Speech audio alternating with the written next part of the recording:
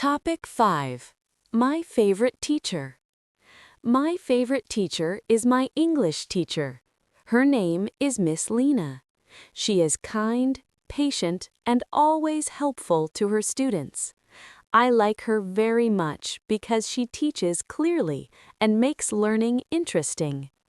Every day in class, she greets us with a warm smile. She explains the lessons step by step so everyone can understand easily.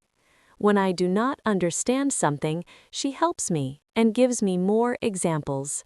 She never gets angry and always encourages us to try again. In her class, we learn many things such as reading, writing, and speaking English. She also uses fun activities like games and group work. This makes the class exciting and enjoyable. Because of her, I feel more confident when I speak English. My teacher also teaches us good values. She tells us to be kind, respectful, and hardworking. She always says that practice is the key to success. I try to follow her advice every day. After school, she sometimes gives us extra help when we need it.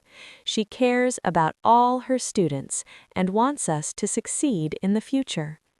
I am very thankful to have such a wonderful teacher.